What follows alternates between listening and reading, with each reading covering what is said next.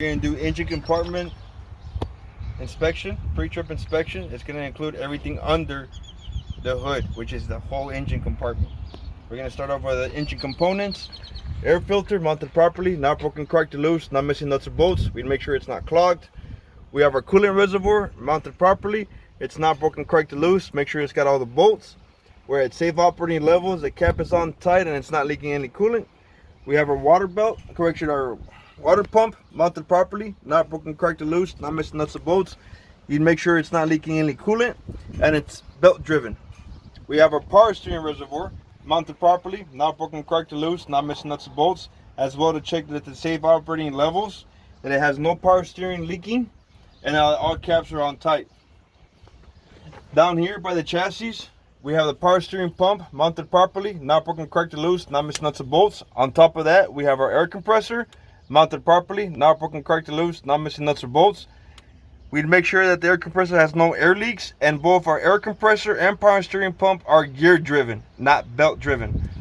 We'd have our air lines, we'd have our air electrical lines, and the rest of the hoses mounted properly. They're not broken, cracked, or loose. There's no abrasion, bumps, or cuts on the air hoses, and there's no splices on the wires. We have our chassis mounted properly, not broken, cracked, or loose, not missing nuts or bolts. You check for any illegal holes, any illegal wells. We have our engine oil dipstick. This one, you would just have to verbatim that you would pull it out, clean it, put it back in, pull out, and make sure you're in between the add and safe for safe operating levels. We then have our steering components. You start with your steering rod, mounted properly, not broken, cracked, or loose, not missing nuts or bolts. You'd make sure you have no more than 10 degrees play. It's secured with the top universal joint, bottom universal joint, both of them mounted properly, not broken, cracked, or loose, not missing nuts or bolts, and they're properly lubricated. We then have our gearbox mounted properly, not broken, cracked, or loose. It's not missing nuts or bolts, and it's not leaking power steering fluid.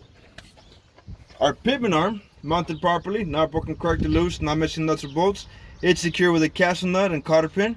Our drag link mounted properly, not broken, cracked, or loose, not missing nuts or bolts, secure with a castle nut and cotter pins. And our steering arm mounted properly, not broken, cracked, or loose, not missing nuts or bolts, secure with castle nut and cotter pins. Down there, we have our tie rod connected to both tires properly, not broken, cracked, or loose, not missing nuts or bolts, secure with the castle nut and cotter pins as well.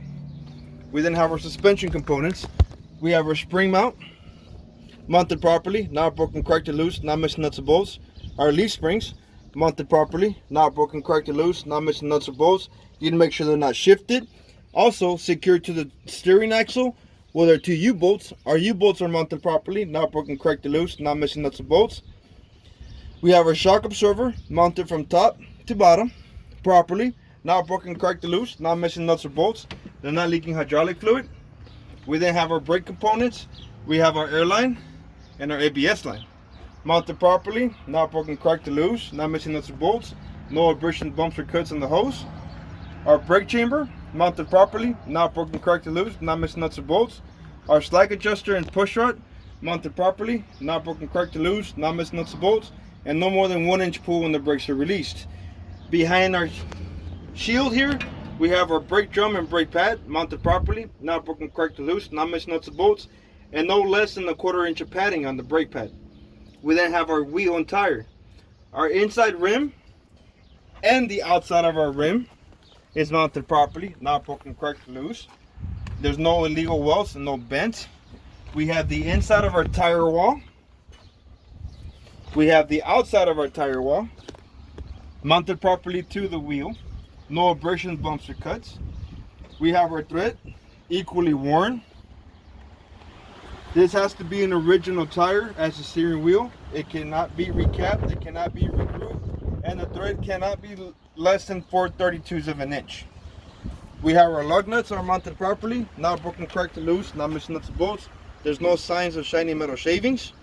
Our hubcap, hub seal, mounted properly, not broken, cracked, or loose, not missing nuts or bolts, not leaking any oil, and we will check for safe operating levels.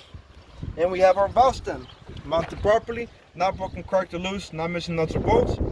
And we would use a tire gauge to make sure we're at safe operating level between 90 and 100 psi's. and check for no audible air leaks. We will then go to the passenger side.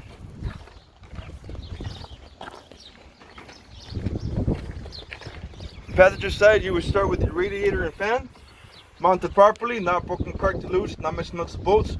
We need to make sure our radiator is not leaking any coolant, and you make sure that no blades on the fan are broken. We have our belt mounted properly, not rib cut or torn, and no more than 3/4 inch pull. We have our alternator, which is belt driven, mounted properly, not broken, cracked, or loose, not missing nuts or bolts. Our chassis mounted properly, not broken, cracked, or loose, not missing nuts or bolts. No illegal welds, no illegal holes. And we have our washer fluid reservoir. It would be mounted properly, not broken, cracked, or loose. The cap on tight, and we would check the levels when we would check our windshield wipers.